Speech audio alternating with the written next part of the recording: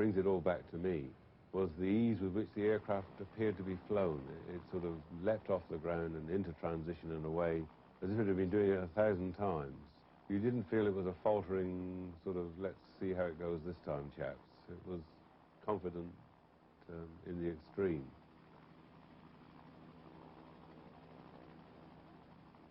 From Paris, the Rotodyne went on to appear at the Aeronautical Salon. There it was met with interest by companies such as Kaman Aircraft Corporation and the Okanagan Helicopter Group.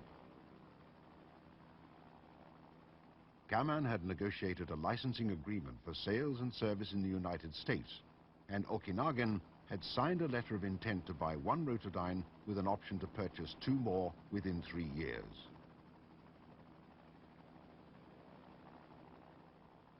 With domestic and international interest in the project growing, the Rotodyne looked to be a success. The airliner side was more or less demonstrated at the end of the day was the flight into Battersea, of course. Battersea heliport was quite a small heliport. In fact, the landing pad wasn't much bigger than the Rotodyne. It was almost like landing on the back of a ship. And they took it into London from White Waltham. They took it in twice, actually. I wasn't on board when it did that flight. I was actually measuring noise on London Bridge, on Westminster Bridge. And I couldn't actually record the noise above the noise of the traffic, which was quite interesting because the light-up point is the time when it gets very noisy. It went into Battersea twice, very successfully, and the only comment they had from the public in general was some woman rang up to say, what was this big air helicopter that went in, because the little boy didn't recognize it.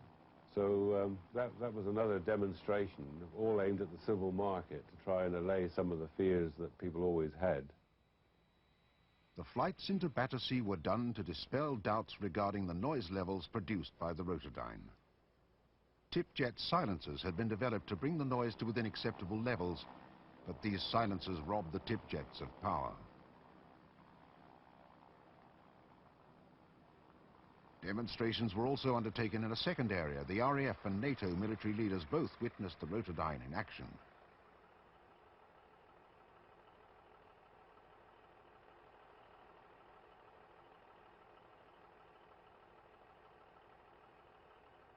The other area that we hoped we would sell the aircraft was to the military. We wanted to show them that there was a place for big helicopters. And the important thing was, A, to move vehicles around, B, to be able to move large numbers of troops about. And one of the demonstrations they did, of course, was the famous demonstration with the nurses, where they got about 40 nurses on board the aircraft. But that's what that was all about, to try and demonstrate the importance of the Rotodyne as a military vehicle, and to show that there was a place in the battlefield for big helicopters. During this period, design work had started at Fairey on a larger aircraft. New York Airways had expressed interest in the Rotodyne and placed an order for 5 of the aircraft with an option to purchase 10 more. This order was contingent upon the development of a larger Rotodyne. A Rotodyne that could carry up to 57 passengers. The test rigs at White Waltham were modified to accept larger Rolls-Royce Tyne engines, and a full-scale mock-up of the aircraft was under construction. However, a larger Rotodyne, designated the Type Z, would never find its way into the air.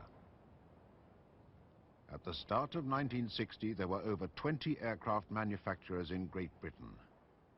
By 1961, these companies had been combined into 3.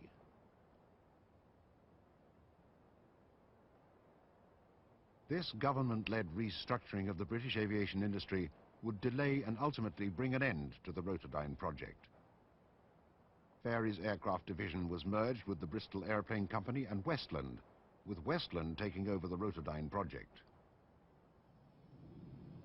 The ensuing corporate reorganization delayed development of the Type Z and gave potential customers the impression that Westland was not enthusiastic about the project. However, there is evidence to the contrary.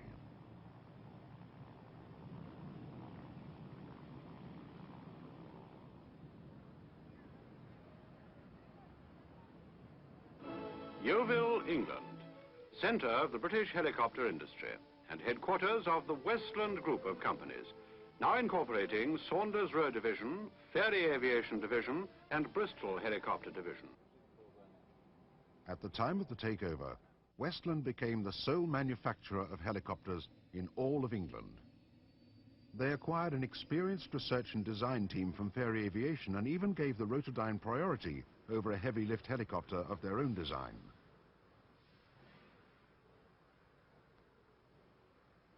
Further government support for the project was promised, but there was one condition.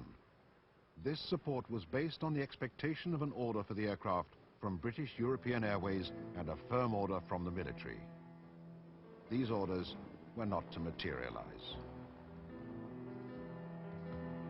Rotodyne was cancelled after delays to the program due to the corporate restructuring and a lack of interest on the part of the military.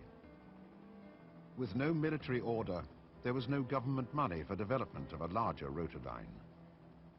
In turn, Okanagan and BEA withdrew their offers, and the program was effectively over.